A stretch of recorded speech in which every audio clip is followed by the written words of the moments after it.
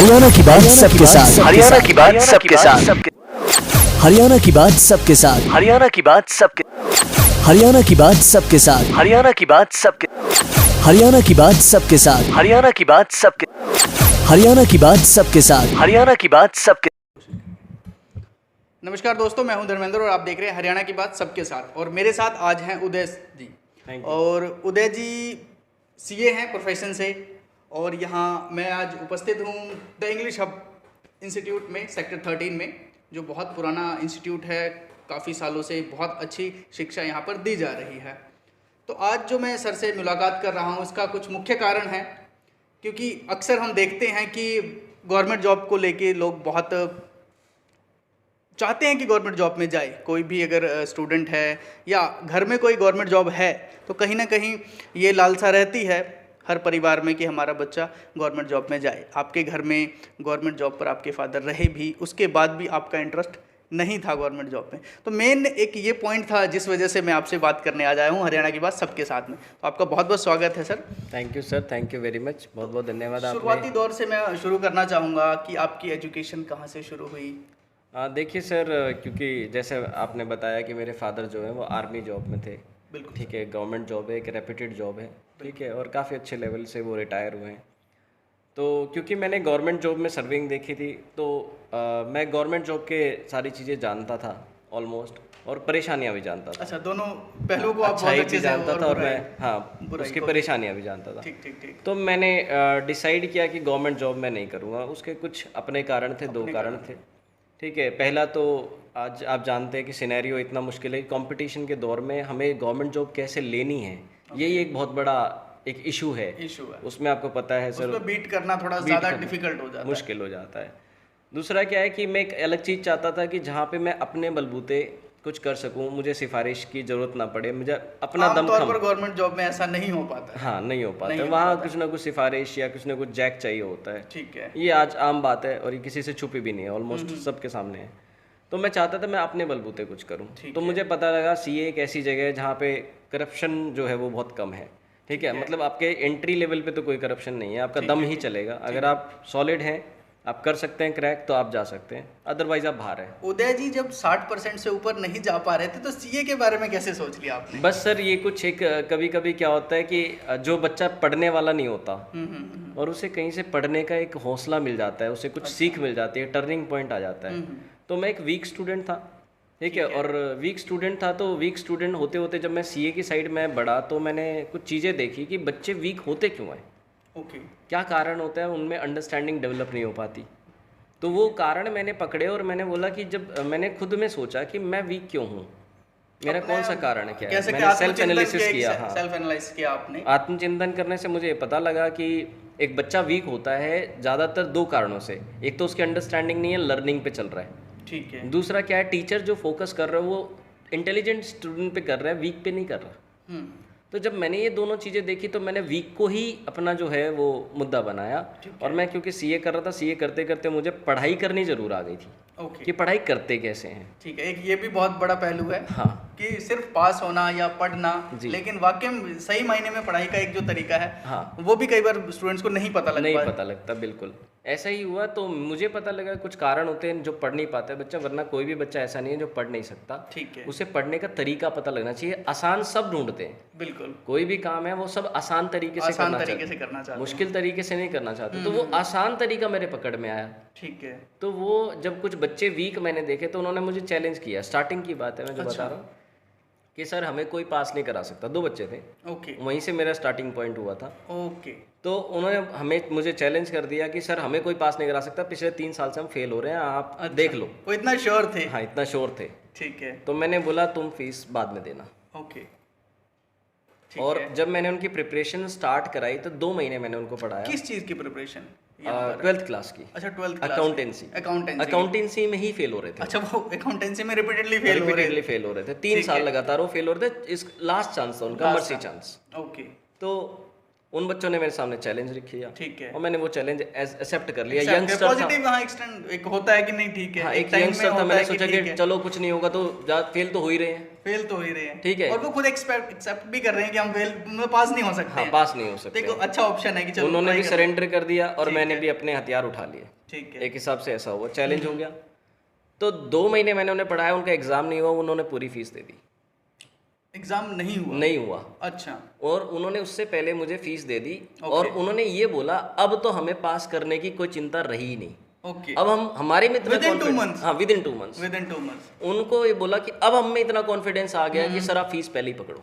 Okay. जबकि मैंने बोला था चेंज हो गया था रिजल्ट, 2 महीने में सिनेरियो रिजल्ट बिल्कुल के change बाद मैंने बोला था फीस आपने देनी है, हो- ओके। तो उन्होंने मुझे फीस पहले ही दे दी। ठीक ये मेरे लिए भी एक अच्छा कॉन्फिडेंस बूस्टर था, और बिल्कुल। उनके लिए भी एक कॉन्फिडेंस बूस्टर था। उन्हें सही मायने में चीजें समझ आने जी लगी थी बिल्कुल। अब। अब दोनों बच्चों के अच्छे मार्क्स आ गए, उन्होंने अच्छा सिक्योर किया। एक ने 67 मार्क्स लिए, जो जिसके जो पहले फेल हो रहा था बिल्कुल, 33 ही नहीं आ रहे थे जिसके। 33 ही नहीं आ पा रहे थे, और वो भी 3 साल से। एक का तो 78 मार्क्स आया, तो ओके। उसने तो 2 बार मुझे रसगुल्ले खिलाए। ओके। कारण बनता भी था। खुश हो गया वो। खुश हो गया बिल्कुल। और उसे घर वाले भी आज भी, वो बच्चे अलग अलग जगह हैं, आज सेटल्ड हैं, ठीक है, अच्छी अर्निंग कर रहे हैं, उनकी लाइफ में कन्वर्जन आ गया, चेंज आ गया, आज वो अच्छे से सेटल्ड हैं। तो ये कहानी उसके बाद स्टार्ट हुई, जो मैं सीरियस हुआ कोचिंग के प्रति। फिर आपने कॉमर्स को थोड़ा हाँ, आपने पढ़ते ये पढ़ते ही मैंने पढ़ते कोचिंग ही आप स्टार्ट कर दिया था। सिखाना भी शुरू कर दिया, और कहीं ना कहीं बच्चों का उद्धार भी उसके होता बाद चला धीरे गया। धीरे हमारा अपना काम हो गया, ठीक है, और मेरे कोचिंग सेंटर काफ़ी अच्छा चल गया, फिर ठीक आप है। सीए में आए? नहीं, सी में तो पहले ही था। पहले से ही थे, और साथ में तो वो मैं- चीजें भी आप ऑपरेट कर रहे थे? बिल्कुल। बीइंग ए सीए, जो आप कह सकता हूँ कि आप कंपनीज को ऑडिट करना, हाँ, तो ये सब भी आप ये कर सब रहे चल रहा था साथ ही ये साथ, सब चल रहा साथ ही साथ चल रहा और था। इंस्टीट्यूट भी चल रहा इंस्टीट्यूट भी रनिंग में था। है। तो सीए का क्या तजुर्बा है आपका? सर जैसे बाकी सीएस का होता है, वही तजुर्बा है मेरा। बराबर ही। ऑडिट करना, ठीक है, चेकिंग करना, अकाउंट्स देखना, अपना आईटीआर फिल करना, ठीक है, और कंप्लाइंसेस देखना, वो सारी चीज़ें जो है वो एक और चीज़ नॉर्मली हम जो देखते सीए हैं करते कि हैं। जैसे देखिए कोई सीए बनता है, और या फिर किसी और प्रोफेशन की बात करें, एक लेवल पे जब मास्टर्स हो जाते हैं, हाँ बिल्कुल। तो वो वहाँ रुक जाते हैं। अब यहाँ आप नहीं रुके। सर इसका एक डाइवर्जन पॉइंट, जो बच्चा, देखो सर क्या होगा, लाइफ में टर्निंग पॉइंट होता है। ठीक है। जिन बच्चों को मैंने पढ़ाया था, एक बात उन्होंने मुझे पढ़ा दी, ओके। और हम सीख किसी से भी बिल्कुल सकते हैं। बिल्कुल।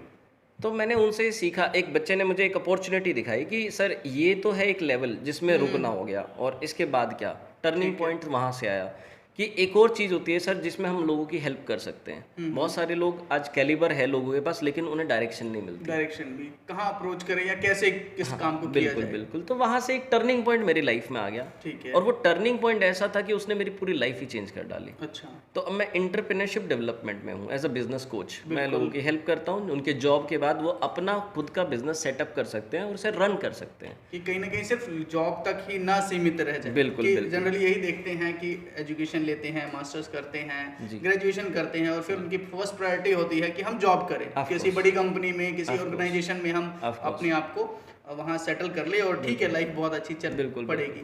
ये इसका एक कारण था सर। इसका कारण ये था कि अब बच्चा स्टडी कर रहा है, उसने स्टडी कर ली, स्टडी करने के बाद ये क्या श्योरिटी है कि उसे जॉब मिलेगी मिलेगी, इसकी कोई गारंटी नहीं इसकी है। कोई गारंटी नहीं है। दूसरी बात कि वो बच्चा जो है वो कंपटीशन के लिए तैयार हो रहा है, जबकि दुनिया में कोई कंपटीशन नहीं है। वो तैयार हो रहा है, फर्स्ट आ रहे हैं। क्या सारे बच्चे फर्स्ट नहीं आ सकते? क्या सारे बच्चे 90% स्कोर नहीं कर सकते? 90 प्लस नहीं स्कोर कर सकते? बच्चों में कंपटीशन है, जबकि दुनिया में कोई कंपटीशन नहीं है, क्योंकि एक जो जॉब मुझे करनी है वो दूसरे बच्चे को नहीं करनी। तो हमारा कंपटीशन कहाँ है? ऐसा तो कोई मतलब ऐसा है नहीं, देखा जाए तो ये नहीं है। ऐसा है ही नहीं। तो हम क्यों कंपटीशन लड़वा रहे हैं बच्चे से? हम सबको कम्पीट क्यों ना करें? हम सबको कॉम्पिटेंट क्यों ना बना दें? क्योंकि एक जो बच्चा जो मार्क्स अच्छे ला सकता है, दूसरा जो वीक बच्चा है वो भी अच्छे मार्क्स ला सकता है। उसे सिर्फ एक चीज़ की कमी है, डायरेक्शन। दूसरा जो मैंने स्टडी का पैटर्न बनाया वो स्किल ओरिएंटेड बनाया, कि आप जो मार्क्स के लिए स्टडी मत करो, क्योंकि आप जब मार्क्स स्टडी कर लो मार्क्स स्कोर कर लोगे, लेकिन अगर आपके पास नॉलेज और स्किल नहीं है, आप ट्रेंड नहीं है, तो जॉब नहीं मिलेगी। आपके पास कैलिबर नहीं है। किसी भी कंपनी में हम देखते भी हैं, जाते तो प्रैक्टिकल वो करके देखते हैं, प्रैक्टिकल 2 दिन आप कीजिए फिर बताएंगे। बिल्कुल, एक ट्रायल होता है। ऑफ कोर्स होता है सर। तो उसमें क्या है कि आपसे इंटरव्यूअर ये नहीं पूछेगा कि आपको क्या क्या आता है, क्वेश्चन के आंसर नहीं पूछेगा, उसके पैसे नहीं मिलते हैं। आपको काम आता है कि नहीं आता है, उसके पैसे मिलते हैं। ये होता भी है, जाहिर सी बात है कि आप जनरली हम देखते हैं कि बहुत सारे जॉब तो लेना चाहते हैं, बट वो करेंगे क्या वही क्लियर नहीं होता, वो क्लियरिटी नहीं होती है कि वो वर्क क्या करेंगे, किस चीज़ के पैसे मिलेंगे। वही कहते हैं हमने ग्रेजुएशन कर लिया, हम भी मास्टर कर चुके हैं इस फील्ड में, बिल्कुल एनी फील्ड की अगर हम बात करें, बट वो वर्किंग क्या करेंगे। एक और छोटी सी बात, आप एजुकेशन फील्ड से बहुत अच्छे से हैं कि अभी जो देखा जा रहा है या पहले से भी थोड़ा सा ये चलता आ रहा है कि स्टूडेंट्स को ये भी क्लियर नहीं होता कि वो जो पढ़ रहे हैं उसके बाद उन्हें वर्किंग क्या करनी है, एप्लीकेशन क्या है उसके, यूज क्या है, यूज क्या है, ऑफ कोर्स। तो वो क्लियर कीजिए थोड़ा सा। बिल्कुल सर, मैंने स्टडी में यही अपना जो है चेंज किया कि मैं बच्चों को पढ़ाऊंगा तो ज़रूर, ठीक है, मार्क्स स्कोरिंग तो ज़रूर बनाऊंगा, साथ में उसकी एप्लीकेशन उसे ज़रूर बताऊंगा कि लाइफ में इसका इम्प्लीकेशन क्या है, ये कहाँ कहाँ इंप्लीमेंट होती है चीज़ें। मतलब हम स्टडी कर रहे हैं, जैसे 2+2 हमारे यूज़ का है, ठीक है, लेकिन 2x2 भी यूज़ का है। लेकिन जो इंजीनियरिंग की लाइन चली जाती है वो आधे से ज़्यादा बच्चों को नहीं पता कि हम जो कर रहे हैं वो कहाँ काम आएगा, ट्रिग्नोमेट्री कहाँ काम आएगा। हालांकि जिनके काम की चीज़ है वो उनके काम आ रही है, उन्हें पता है, लेकिन सभी कर रहे हैं जिनके काम भी नहीं आ रही है, तो हमें उसका तो कुछ लॉजिक नहीं मिल रहा। तो मैंने क्या किया, जो मेरा सब्जेक्ट है मैं सबको बताता हूँ कि ये हमारे कहाँ काम आएगा। तो स्टडी पैटर्न उन्हें समझ आना जरूरी है। Of course. अब बच्चा हमारे पास जो है वो 7, 8, 9 महीने तक रहता है, तो पहले 3 से 4 महीने में उसका कोर्स पूरा कंप्लीट हो चुका होता है। उसके बाद प्रैक्टिकल इम्प्लीकेशन, ताकि उसे जब जॉब करने में कोई दिक्कत ही ना आए। जब वो जॉब पे जाए तो वो ऐसे ना देखे कि मुझे कुछ आ नहीं रहा, मैं क्या करूं, ना फील करे मार्क्स तो बहुत अच्छे आ गए थे, मार्क्स अच्छे आ गए, लेकिन रियल जो है नॉलेज वो है ही नहीं उसे, वो काम नहीं जानता, और काम नहीं जानता तो वो सर्वाइवल नहीं कर सकता, उसका पैकेज बड़ा नहीं होगा, ठीक है सर, वो फेस नहीं कर पाएगा। शायद वो कर भी ले, लेकिन वो अगर रूटीन की बात करें या लॉन्ग टर्म की बात करें तो वो सक्सेसफुल नहीं होगा, सर्वाइवल नहीं है, ग्रोथ नहीं है, क्योंकि उसके पास नॉलेज होगी तभी वो हो पाएगा। प्रैक्टिकल एक्सपीरियंस की कमी है, प्रैक्टिकल नॉलेज नहीं है, प्रैक्टिकल के बारे में उसे पी नहीं पता, तो वो चीज़ की कमी रह जाती है। करिकुलम तो हो गया, लेकिन वो चीज़ प्रैक्टिकली उसके माइंड में नहीं गई, how to handle the situation, real life situation कैसे हैंडल की जाएंगी। तो वो मैं बाकी बचे हुए टाइम में उसको पूरा बच्चे को ट्रेन करता हूँ प्रैक्टिकली, और उसे वो चीज़ें नॉलेज होती है। अगर कोई सड़क पे खड़े होकर कोई ये पूछ ले कि ये चीज़ क्या होती है और ये क्यों होती है, ऐसे ही क्यों है, तो उसके पास उसका जवाब होना चाहिए। अब इससे एक और आगे की बात करते हैं। आज आप लोगों को गाइड कर रहे हैं बिजनेस अपना सेटअप करने में जी। तो वो कैसे आप कर पा रहे हैं, या किस सेंस से वो लोग समझते हैं, या क्या उनको कमी लगती है कि वो खुद नहीं कर पा रहे हैं, या क्या ऐसी गलतियां करते हैं जो आप सुधारने में उनकी मदद करते हैं? देखिए सर, हर एक इंसान के पास एक टैलेंट होता है, और वो भगवान ने बाय इटसेल्फ सबको दिया है, कुछ ना कुछ हर किसी में कुछ ना कुछ छुपा हुआ है। या तो उनके पास अपॉर्चुनिटी नहीं है, ऐसा मौका नहीं है, या किसी ने ऐसा उनको मौका पहुंचाया नहीं है, ठीक है, 2 बातें हैं। और तीसरी बात ये है कि उस तक डायरेक्शन किसी को नहीं मिली, तो जो मुझ तक रीच करेगा तो मैं उसके, जो मेरे पास हुनर है, जो मेरे पास टैलेंट है, मैं वो टैलेंट उसे देना चाहता हूँ। और दूसरी बात ये है कि अगर उनके पास कोई ना कोई स्किल है, वो स्किल को यूज़ करके उस लाइफ में, हाँ, उसे लाइफ में मॉनेटरी टर्म्स में चेंज कर सकते हैं, ठीक है।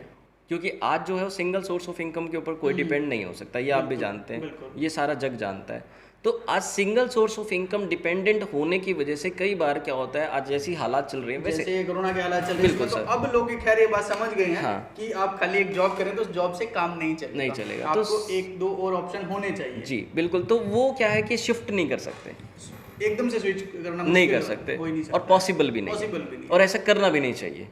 तो उन्हें समझना चाहिए कि हम 15-20 मिनट या आधा घंटा या 1 घंटा स्पेयर करके पूरे दिन में से अगर हम कुछ एक extra source of income develop कर सकते हैं, हम अपने टैलेंट को इन्हेंस करके उसको यूज़ करके अपना सोर्स जो है इनकम का डेवलप कर सकते हैं, तो व्हाई नॉट।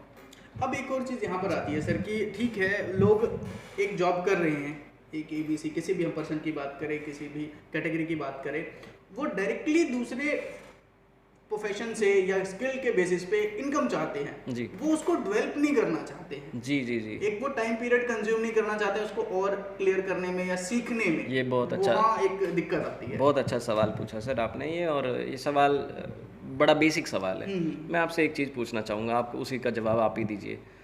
एक इंसान कंघी करता है, क्या बिना सीखे हो सकती है? नहीं, स्टार्टिंग में बिल्कुल सीखता है, कपड़े पहन, छोटी छोटी चीज़ें हैं, चाहे शू लेस बांधना है, वो सीखता है जी। पैसे ये कपड़े पहनता है तो आदमी पहनता है तो सीखते पहनता है, साइकिल चलाता है तो बिना साइकिल बिल्कुल सीखता है। सीख के आदमी साइकिल भी चला सकता है और हवाई जहाज भी उड़ा सकता है, बिना सीखे ना तो आदमी साइकिल चला सकता, हवाई जहाज की तो बात ही बहुत दूर की हो गई है। तो हमारी मेंटलिटी बाद में क्यों बदल रही है? क्योंकि हमें ऐसा लगता है कि हमें आता है या हम कर लेंगे, और कॉन्फिडेंस हो जाते हैं हम। Yes yes yes. यहाँ कमी आती है मेंटोरशिप की। ओके। मेंटोर्स नहीं मिलते, या वो रास्ता या वो कड़ी नहीं मिलती जो मेंटोर तक आपको पहुँचा दे। ओके। वो कड़ी की कहीं ना कहीं कमी रह जाती है, और हमारी नॉलेज के हिसाब से हम चीज़ों को सोचते हैं, और हमारे इंफॉर्मेशन के हिसाब से या हमारे एनवायरनमेंट के हिसाब से चीज़ों को सोच रहे हैं, जज करना शुरू करते हैं। बिल्कुल बिल्कुल, कि हम ही सही हैं उन सब चीज़ों को जो हम कर रहे हैं वो शायद परफेक्ट है। कई बार लॉसेस में भी लोग इसी कारण से जाते हैं। जी जी जी। कि वो मान लीजिए अगर कहीं कोई शॉप ओपन कर रहा है तो उसने देख लिया सराउंडिंग में कि यहाँ वहाँ अच्छा चल रहा है, जी बिल्कुल, तो उस केस में वो सिर्फ अपनी नॉलेज जो है उसके पास उसके बिहाव पे इन्वेस्ट कर देता है, और बाद में वो लॉसेस में चला जाता है। वो जज ही नहीं कर पाता है कि वो मार्केट है भी उस पर्टिकुलर बिजनेस के लिए, प्रोडक्ट के लिए है या नहीं है। ऑफ कोर्स यानी आपने मेरे सवाल का पूरा अच्छे से जवाब दे दिया। यानी मैं ये कहना चाहूँगा कि कोई भी आदमी दुनिया का छोटा से छोटा काम भी है, चाय बनाने वाला भी, वो छोटा से छोटा काम भी सीख के करता है। जब आदमी कोई भी काम करना, पैसे कमाने वाला कोई भी काम करना शुरू करता है तो अक्सर बिना सीखे करना शुरू कर देता है। अगर वो एक बार सीख के करेगा तो लॉसेस नहीं होंगे, और वो पैसा जरूर लगेगा, फीस के तौर पे पैसा जरूर लगेगा, लेकिन लॉस में नहीं जाएगा। लॉस में नहीं जाएगा, वो इन्वेस्टमेंट होगा, इन्वेस्टमेंट होगा, लेकिन लॉस नहीं होगा। और दुनिया में जैसे पूछना चाहूंगा जी जी कि लोग किसी चीज को, सपोज फीस को वो एक एक्सपेंस मानते हैं, हाँ ऑफ कोर्स, या मार्केटिंग को एक एक्सपेंस मानते हैं, हाँ ऑफ कोर्स, तो इसको इन्वेस्टमेंट कब मानना शुरू करेंगे कि वाकई में वो उनके अपने ऊपर इन्वेस्टमेंट होती है? ये भी एक अच्छा सवाल है सर। इसमें क्या है कि इन्वेस्टमेंट क्या होता है, इन्वेस्टमेंट में अगर हम बात करें इन्वेस्टमेंट की, इन्वेस्टमेंट एक ऐसी चीज़ है जिस पे हमारा कंट्रोल नहीं है। हमने पैसा डाल दिया, जैसे प्लॉट खरीद लिया, उसका कीमत बढ़ेगा या घटेगा उसके ऊपर हमारा कोई कंट्रोल नहीं है। और जो हम कहते हैं एक्सपेंस पे हमारा पूरा कंट्रोल है सर। बिल्कुल, इन्वेस्टमेंट पे कंट्रोल नहीं है, एक्सपेंस पे कंट्रोल है। एक्सपेंस आप बढ़ा भी सकते हैं और घटा भी सकते हैं। तो दुनिया में इन्वेस्टमेंट जैसी चीज़ नहीं है। इन्वेस्टमेंट है शेयर मार्केट में, इन्वेस्टमेंट है बिटकॉइन में, ये इन्वेस्टमेंट है, इस पे आपका कंट्रोल नहीं है, ठीक है, इसे आप कंट्रोल नहीं कर सकते। लेकिन जो लर्निंग है वो तो कंट्रोलेबल है। हाँ, ये भी कह सकते हैं कि यहाँ जहाँ खर्च किया जा रहा है वो कंट्रोलेबल है, और उससे आप जब इन्वेस्ट करोगे, वो इन्वेस्टमेंट से जो रिटर्न आएगा वो भी कंट्रोलेबल है। बिल्कुल, यानी आप सीख रहे हो और उसे फिर इम्प्लीमेंट कर रहे हो, और इम्प्लीमेंट करने के बाद आप अपने सोर्सेज ऑफ इनकम को कंट्रोल कर ले हो, तो फिर वो इन्वेस्टमेंट है, 100% सिक्योर है, सिक्योर इन्वेस्ट करना। यानी आपकी इन्वेस्टमेंट पूरी मोनोपोली में है, आपके कंट्रोल में आपके कंट्रोल में चल रही है, आप उसे जहां घुमाना चाहो वहां घुमा सकते हो। तो ये इन्वेस्टमेंट का फंडामेंटल है कि इन्वेस्टमेंट लोग इसलिए लर्निंग को इन्वेस्टमेंट वेस्टेज समझते हैं, लेकिन लर्निंग दुनिया में सबसे बड़ी इन्वेस्टमेंट है। आप जो कमाते हो अपने लर्निंग के बेस पे कमाते हो, तो स्किल इनहेंस हो रही है। ये इतनी सी बात ना लोग नहीं समझ पाते हैं। ये तो एक आखिरी में अब चलते चलते हमारे दर्शकों को बताइए कि किस तरह से खुद से भी कर सके या आपके टच में आए, आपसे भी मिले, कहीं किसी को इशू है, कोई ऐसा कुछ काम करना चाहते हैं, कोई कंफ्यूजन है, तो आस पड़ोस में अपने दोस्त यार से, ठीक है सलाह लेना भी जरूरी है, लेकिन फिर भी एक प्रोफेशनल से कि वो सलाह ले और अपने काम को आगे बढ़ाएं, तो उसके बारे में कुछ बताइए। सर देखिए, बहुत सारे टाइप के बिजनेस होते हैं, ठीक है, कंसल्टेंसीज होती हैं। अब मैं भी एक बिज़नेस कंसल्टेंट हूँ, तो मैं बिज़नेस करने में लोगों की हेल्प करता हूँ। लेकिन कौन से टाइप के बिज़नेस तो बहुत सारे टाइप के हैं। कुछ में पैसा लगता है, कुछ में पैसा नहीं लगता है, कुछ बिना पैसे के हो सकते हैं, ठीक है। ऐसे भी बिज़नेस आज मार्केट में है, ठीक है, जिसमें सिर्फ हुनर चाहिए होगा, स्किल चाहिए होगा, थोड़ा टाइम और पेशेंस चाहिए होगा, तो वो भी पैसा आपको बनाने में हेल्प करते हैं। तो ऐसे केस में लोग जो हैं, मैं नहीं हूँ, सिर्फ मैं ही एक बिज़नेस कंसल्टेंट हूँ, दुनिया भर के बिज़नेस कंसल्टेंट हैं। आप उन्हें अप्रोच करिए, ज़्यादा से ज़्यादा क्या होगा, एक बार का आपका पैसा शायद लर्निंग का वेस्ट हो सकता है, दूसरी बार का, एक बार अगर आपने लर्निंग में पैसा वेस्ट कर दिया, वहीं पे सेम जगह दोबारा पैसा वेस्ट नहीं हो सकता। हाँ, एक ये भी अच्छी बात। हाँ, और दूसरी बात, गलती आप दोबारा नहीं कर सकते। एक गलती, हाँ, एक बार आप चाटा किसी से खा जाएंगे, दोबारा नहीं खा सकते, राइट सर। तो यानी कि यहाँ पे बात ये है कि एक लर्निंग वो हो सकता है, आपको लर्निंग ही वो वेस्ट करके आनी थी, हाँ, तो वेस्टेज भी आप अपना इन्वेस्टमेंट समझिए, इन्वेस्टमेंट ही समझिए, ठीक है। वो आपका फीस है, वो कितनी बड़ी फीस है वो आप देखेंगे कि आपने उसे समझ के किया था या बिना समझे किया था, कहीं आपने इम्पेशेंट होके तो नहीं कर लिया, कहीं आपने उसका रिवॉर्ड देख के तो नहीं कर लिया, क्या आपने अपना कंक्लूजन ड्रॉ किया उस पर, क्या आपने सोचा, उस पर विचार किया, फिर आपने फैसला लिया। तो ये एक बात जो होती है वो समझने की होती है। तो बिजनेस कंसल्टेंसी एक रियल कंसल्टेंट से पूछिए, और फीस होती है सब चीज़ों की, सब चार्ज करते हैं, ठीक है। हाँ, लेकिन कुछ बिजनेस कंसल्टेंट ऐसे होते हैं जो ग्रोइंग में होंगे, वो आपको बिजनेस कंसल्टेंसी देंगे और आपका साथ भी देंगे। इसी तरीके से मैंने ग्रोथ करना शुरू किया सर। एक और चीज़ जी। है, आजकल बहुत सारे ऐसे कह सकते हैं एंटरप्रेन्योर्स या फिर बिजनेस कोच जी। स्पेशली फेसबुक या किसी और माध्यम से डिजिटली बहुत छोटे छोटे कोर्सेस प्रोवाइड करते हैं, क्या वो चीज़ ठीक है ज्वाइन करना? देखिए सर, अब ये 2 चीज़ों के ऊपर डिपेंड है। जो ऑनलाइन जा रहा है उसमें एक सबसे बड़ी समस्या है कि फेस टू फेस इंटरेक्शन नहीं है। वो बोलेंगे और आप सुनेंगे। बिल्कुल जूम एक ऐसी अपॉर्चुनिटी है जिससे आप ये कर सकते हैं, इंटरेक्शन भी हो सकता है, लेकिन उसमें भी लिमिटेंसी है, ठीक है। उसमें भी अपनी लिमिटेशंस है। फेस टू फेस अगर आप किसी के पास जाएंगे तो अपने पूरे डाउट क्लियर करेंगे। ठीक है। दूसरी बात पे आते हैं कि जो लोग इंटरनेट के माध्यम से या ऑनलाइन जो है कोर्सेज प्रोवाइड कर रहे हैं वो अपनी जगह बिल्कुल सही हैं, ठीक है। लेकिन वहाँ पे उनके कोर्स लेने लायक लेवल होना चाहिए एक इंसान का। ओके। उसकी ग्रोथ उतनी हो चुकी हो कि वो उसके अंडरस्टैंडिंग में चला जाए। अडॉप्ट कर पाएंगे। यहीं पे मैं एक समझाना चाह रहे हैं वो समझने वाला स्टूडेंट भी होना बहुत जरूरी है। ऑफ कोर्स सर, उसका लेवल वहां तक पहुंच चुका हो कि वो उसकी बात को ग्रैब कर सके, ग्रैब कर सके। पकड़ सके कि वो क्या कहना चाहता है, भाव को पकड़ सके, फीलिंग्स जरूर आनी चाहिए, समझ में आनी चाहिए, कंक्लूजन ड्रॉ हो जाना चाहिए। यहीं पे एक पॉइंट ये भी निकल के आ रहा है सर कि हमारा जो स्टडी पैटर्न है, हमारा जो नॉर्मल एजुकेशन पैटर्न है, हमारा इंडिया का कल्चर जो है वो उतना कॉम्पिटेंट या उतना लेवल बच्चे का नहीं बढ़ा है कि वो ऑनलाइन जो चीज़ें चल रही हैं उसको उसी तरीके से ग्रैब कर पाए। ठीक है। यहाँ पे एक सबसे बड़ी समस्या है ये जो डिजिटलाइजेशन, ये ड्रॉबैक हो गया। ड्रॉबैक है बेसिकली। डिजिटल तो हो गए, डिजिटल हो गए, अंडरस्टैंडिंग है वो लेवल अब तक ग्रो हुआ है। उसको एक लेवल का बच्चा ही ले सकता है, सबके लिए वो पॉसिबल नहीं है, हम ये मान लें। या नहीं, जैसे आप ऑनलाइन एजुकेशन चल रही है लेकिन वहाँ पेरेंट्स भी कहीं ना कहीं परेशान हैं, सब टीचर भी परेशान इस बात की एक्सेप्ट करते हैं कि हम पढ़ा के उतना खुश नहीं है, क्योंकि बहुत बच्चे शायद वो हमारी बातों को उस लेवल से नहीं समझ पा रहे हैं, उनकी जो प्रॉब्लम्स है वो शायद हम सॉर्ट आउट नहीं कर पा रहे। ऑफ कोर्स सर, तो ये एक ड्रॉबैक है। एक कम्युनिकेशन चैनल गैप हो गया, एक्सेप्टेंस नहीं हो रही है उसकी। मतलब हम तो पूरा अपना 100% दे रहे हैं, लेकिन वो 100% बच्चा तो नहीं ले रहा ना, नहीं ले रहा। तो कहीं फिजिकल वर्ल्ड बहुत जरूरी है, बहुत ज़रूरी है सर, नेसेसिटी है इस चीज़ की। और यहाँ पे एक और भी बात आती है, देखिए सर हमारा जो करनाल है, ठीक है, ये एक बहुत अच्छी सिटी है साहब, बिल्कुल ठीक है।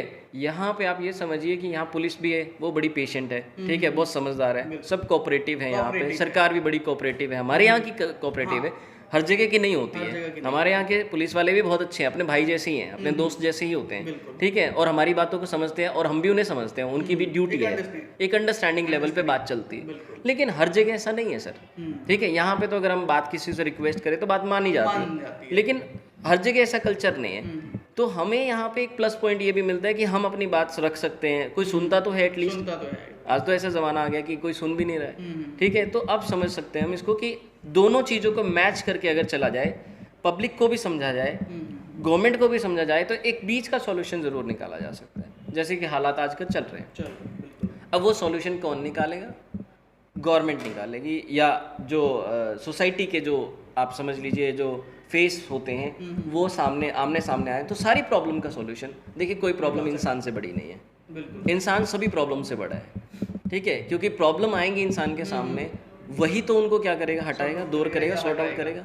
और भगवान ने इंसान को सबसे ऊपर की एक प्रजाति बनाया है जो अपना दिमाग लगा के किसी भी प्रॉब्लम को हैंडल कर सकता है, राइट सर। तो ये एक ऐसी चीज़ है जिसमें हम समझ सकते हैं कि सॉर्ट आउट हो सकती है। और एजुकेशन एक ऐसी चीज़ है सर जो हर इंसान को, पहले एक इंसान होता है लेकिन उसमें इंटेलेक्चुअलिटी नहीं होती, अंडरस्टैंडिंग नहीं होती है या समझ नहीं होती है, उसको एजुकेशन एक ऐसा बीज है जो उसके दिमाग में डलने से उसका दिशा बदल जाती है, डेवलप हो जाता है। एजुकेशन का मेन मोटिव भी यही है कि कहीं ना कहीं आपकी माइंड डेवलपमेंट की बात है कि आप सही डायरेक्शन को चूज कर सके, अपने लिए सही निर्णय ले सके, आपके लिए क्या अच्छा है बुरा है, और उसमें आप बड़े लेवल पे आप जरूर बहुत अच्छे से हेल्प कर रहे हैं लोगों की। तो जो भी हमारे दर्शक हैं, सुन रहे हैं, अगर कुछ इन फ्यूचर बिजनेस करना चाहते हैं, कुछ उनमें है स्पार्क कि आगे कुछ अपने लाइफ में चेंज करना चाहते हैं, आप सीए बतौर सीए रहे हैं भी और उसके आगे आप निकले, तो कोई ऐसे लोग हैं, ऐसे हमारे मित्र हैं, तो जरूर मिले सर से जी। मैं डिस्क्रिप्शन में ऊपर नंबर दे दूंगा, आप इनसे बात कर सकते हैं, कुछ सीखना हो, समझना हो, कुछ डिस्कस करना हो तो सेक्टर 13 में ही सर हैं जी, तो मिल सकते हैं। तो शुक्रिया उदय जी, आपने बहुत सारी डिटेल में चीज़ें बताई हमें, और लोगों को सच में बेनिफिशियल लगेगा ये वीडियो में। जो हमने हरियाणा की बात सबके साथ का शुरू किया एक चैनल, इसमें मेन मोटिव यही है इस शो के द्वारा लोगों तक पहुँचाने का कि अलग अलग लोगों से हम मिलवाएं जी। आज तक मैं भी आपसे शायद उतना नहीं मिला था, 1-2 बार मिला था, बट अब बहुत सारी क्लेरिफिकेशन मुझे भी हुई और हमारे जो दर्शक हैं